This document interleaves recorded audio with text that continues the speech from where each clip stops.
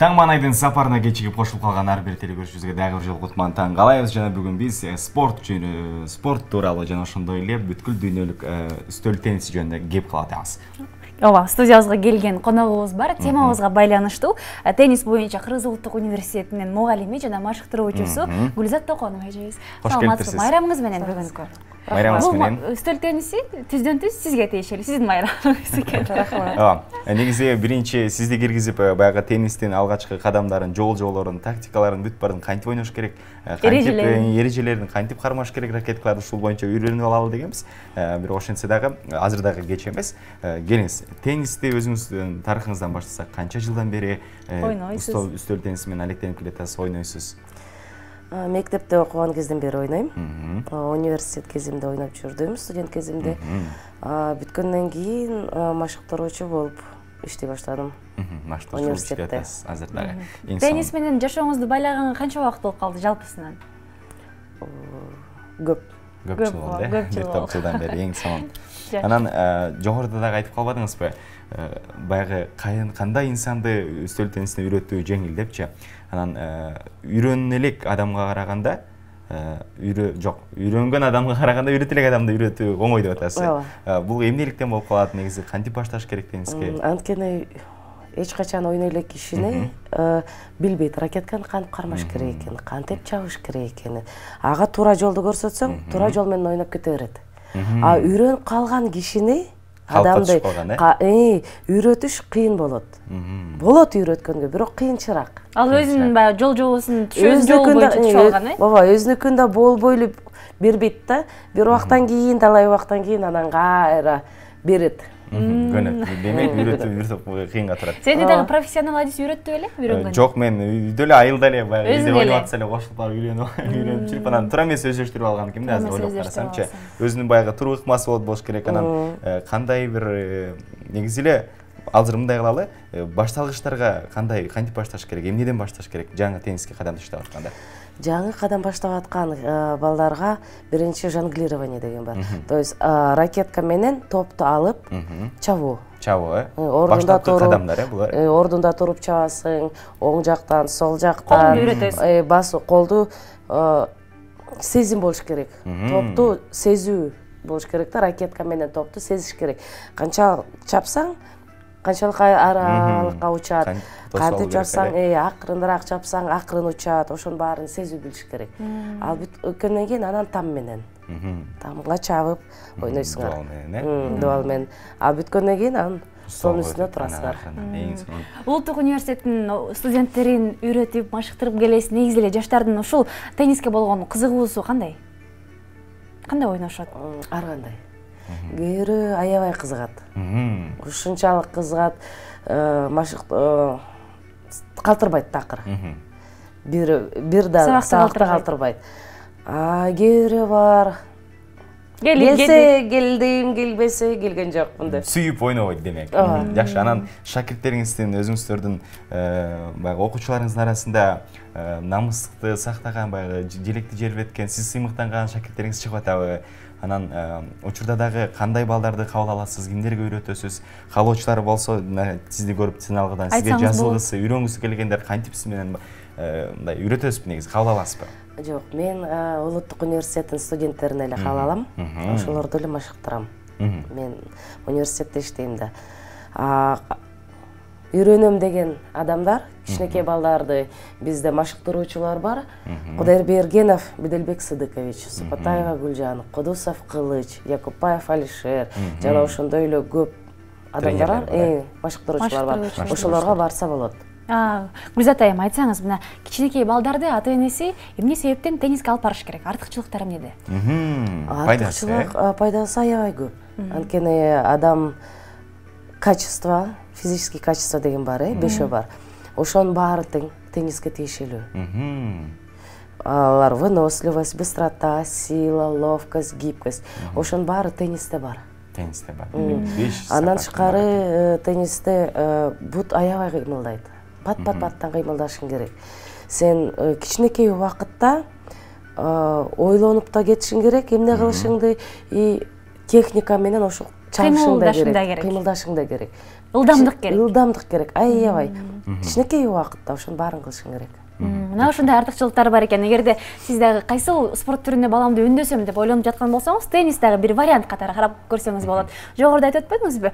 Үйрөнө элек такыр теннис ойногонду билбегендерге үйрөтүү оңоюраак да. Мен ойноп көрө элекмин да, чынын айтсамчы. Үйрөтүп көрбөйлүбү? Келиңиз. Кандай дейсиз? Келиңиздер. Мен негизи ракетканы 1-2 жолу кармап көргөм. Жөн эле кармап көргөм да. Ракетканы кармайсыз. Мен ала алайын, Кармоо эрежелери. Кантип кармоодон баштап болуш керек баардык? Бекем кармаш керек, Колуңуз, чаканагыңыз денеге жабышпайт. Денеге жабышпайт. Азыр мына оң жактан жабышыңыз керек. Ай баракелде. Мен шарикти чогуп келип турайын. Канчалык ракетканы бурсаңар, ошончолук топ ар кайсыл жакка учат. Бир калыпта түз кармасаңар, ордунда эле тура берсеңер болот. Жакшы. Акмарал Азыр мен ордунда көрөйүн, Баракелде сизден. Аябай жеңил болгондуктан мен аябай катуу күчүм менен уруп салып атам да, ошону учуп кетип атат. Акырын эле. Акырыныраак. Көп күчтүн деле кереги жок. Бул жерде эле туруп турайынчы. Ай баракелде. Бул тараптан. Бул жактан дагы ошол эле. Топту сезиңиз, Акмарал. Топту сезиш керек, эң негизгиси топту сезиш керек. Жеңил болгочудан сезүү кыйын болот. Оор топ менен Жакшы. Баракелде. Эң алгач Мындай кылалы. Топту башкара билиш керек экен. Ошону үйрөнүш керек экен. Топту башкара билүүнү үйрөнүш керек экен. Биринчи башкарууну үйрөнгөндөн кийин ошондо сезим башталат да. Сезесиң кайдан каяка кантип чабыш керек экенин, кандай күчтүүрөөк чабыш керек, акырын чабыш керек. Азыр раз келгениңизден кийин баягы үстөл үстүндө кандай туруу керек эрежелерин бир аз көргөзүп берсеңиз. Столго кандай туруу керек, кандай ыкмада ошол жагы. Бул жактан, көргөзүп берсеңиз. Келиңиз. Биз мынакей буюрса профессионалдуу түрдө. Бутту туура коюш керек деп атпайбы? Эң алгач бутту туура коюуну үйрөнүш керек деп, Эң маанилүүсү. Оң жактан ойногондо сол бутуңар кичине алдыда. Алдыда, сол буту. Оң бутуңар кичине артта. Кичине. Тизеңер бүгүлгөн. Бүгүлгөн, момундай. Денеңер кичине алдыга кеткен. Ыңгайлуу эмне туруш керек? Оң жактан накат деп коелук. Чыканаңар денеге жабышпай. Колуңар түз. Түз, Алдыга кетесиңер. Мен бир сөз угуп калдым эле да, теннис бир спорт чебериненчи, баягы теннисти ойноодо дейт, ракетканы ылдый жактан 5 килограмм салмактагы көтөргөндөй кылып чабыш керек депчи. Бул канчалык деңгээлде чын? Анан баягы чабуул жасоодо ракетканы ылдыйдан көтөрүп келип атпайбы? Ушул туурасы кандай? Ылдыйдан көтөргөнү бул топ спин. Ылдый жактан алып топ спин кыласыңар. Ылдыйда. Бул накат. Накат. Ар бир спорттун түрүндө өзүнүн терминдери бар. Терминдери бар да. Накат, топ спин, подрезка деп коет. Бул подрезка, накат. Топ спин ылдый жактан, ылдыйраак жактан. Түшүнүктүү. Денеңерге параллельно кетет, түз. Айырмасы жок, кандай ойносоң? Топ спинди же бар. Айырмасы бар. Вращенияда, күчтүүлүгүндө топтун, ылдамдыгында бар. Бул жерде жогоруда Гүлзат айым айтып өткөндөй эле, эң негизгиси ылдамдык керек экен да, ылдам болуш керек экен. Менин ылдамдыгым бир аз болгон үчүн жай назик айымдар үчүн анчайын эмес бекен. Эми баягы ооба. Кандай болсо дагы 1-2 көрсөк болобу же? Сөзсүз түрдө, келиңиз. Сиз ушул жерде каласыз, Гүлзат эже? Акмарал, келиңиз. Эми профессионал менен ойнош мен үчүн абдан бир чоң сыймык. Үйрөнүш керек, келиңиз. Экинчиден сүрдүү болуп атат. Мен бул сиздин максатыңыз мындай турам, атаңдаштын үстөлүнө чабуу керек, Барасыз. Акырыныраак. Мен болгон күчүм менен уруп атам. Колуңузду бул жака коюңуз. Акырын эле. Кел, мен сага шарик берип турайын, Акмарал. Кел. Эң сонун. Өзүңүздөн анан бул тактайчага урушуңуз керек. бул подача берип подача. Өзүңөр жакка өтө катуу эмес. өтө катуу. өтө катуу. Мына подача бергенде топ ракеткадан учуп менин жарымыма түшөт, сеткадан өтүп силердин жарымыңарга. Силер мага бул жарымга сразу өткөзүшүңөр керек топту. Айбале. Акмарал, сизге мен жардам берет окшойм. Мыкты профессионал менен оюнду билген. Мага дагы баягы алгачкы небелерди үйрөнүп алсам, э? Кантсе урматтуу теле көрүүчүлөр, үйрөнүү мүмкүнчүлүгү бар. Келиңиздер. Баягы Гүзел бир точка деп койбосузбу, бир чекитке мындай ойношот эмеспи? Машыгуулчулар ушуларды көрүп калган. Биз ошондой жасай алабызбы? Балким, э? Барпынын ойноо техникасы кандай экен? Жакшы эле экен, Гүлзат айым? Жакшы эле экен. Азыр буюрса өздөштүрүп алалы акырындан. Жакшы. Үзбөй ойноо. Мен ойлогом үзбөй канчага чейин ойнолот болот экен. Үзбөй канча убакыт үчүн ойноп көрдүңүз эле, Гүлзат айым сиз? Билбейм. Эсептеп көргөн эмесмин. Топ таап келе калайын. Жакшы. Ай, баракелде. Аябай кызык болуп атат. Ай. Кандай экен профессионал менен ойногон? Аябай мыкты, өтө сонун. Мен туура кармап атамбы? Туура, балким туура эмес тургандырмын. Жок, туура. Туура, э? Жакшы. Эми Гүлзат айымды утушуң кыйын, канчалык аракет кылсаң дагы бар. Мына топ жаныбызга келип калды. Эң сонун аябай жагып атат магачы.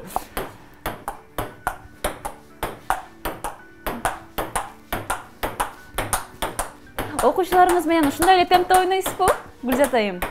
Жок. Сизди чарчатып койгон жокмунбу, Гүзел эже? Батыраак, мындан да бат, э? Батыраак. Мындан дагы бат. Мындан да бат ойной аласыңбы? Ойной албайм. Мен бар күчүм болгон ушул. Дагы көрөлү. Кызык болуп атат. Жакшы, тийип кетти. Үзбөй ойногонуңуздар абдан кызык. Жогоруда барпа бир маалымат айтып өтпөдүбү? Тарыхта үзбөй ойноо боюнча 2 саат рекорд коюлган экен, э? 2 саат үзбөй ойнолгон экен. Жок, ал биринчи рекорд болчу да, андан кийин 148 саат. 148 саат үзбөй ойногон рекорд болгон экен. Мынаса. Биз да рекорд коелу, New TV'нин рекордун. Ал 19-кылымдарда болгон. 20-кылымдын башында. Ай, баракелде. Жакшы. Менден теннисчи чыкчудай бекен, Гүлзат эже. Машыксам, өздөштүрсөм, өнүктүрсөм балким. Болот. Ар бир адамдан болот. Иштесеңер, аракет кылсаңар, үйрөнүп кетсе болот. Жакшы. Ойнодук, көрдүк окшойт. Ыраазычылык билдиребиз сизге. Атайын жол жобосун, эрежелерин, баштапкы кадамдарды үйрөтүп бергениңиз үчүн дейли. Биз болсо маегибиз соңунда бүгүн акей университеттер болот деп атасыз, ошол жака дагы барыш керек экен. Ишиңиздерге ийгилик болсун. Колдосун атайын убактыңызды бөлүп келип бергениңиз үчүн, сонун маек куруп бергениңиз үчүн сизге чоң рахмат айтабыз. Улуттук университетинин теннис боюнча мугалими жана машыктыруучусу Гүлзат Токонова бизде конокто болду. Ооба, биз болсо берүүбүздө кесиптешибиз даярдаган фитнес дүйнөсү тууралуу бир сюжетибиз бар. Ошол сюжетке көңүлүңүздү буралы.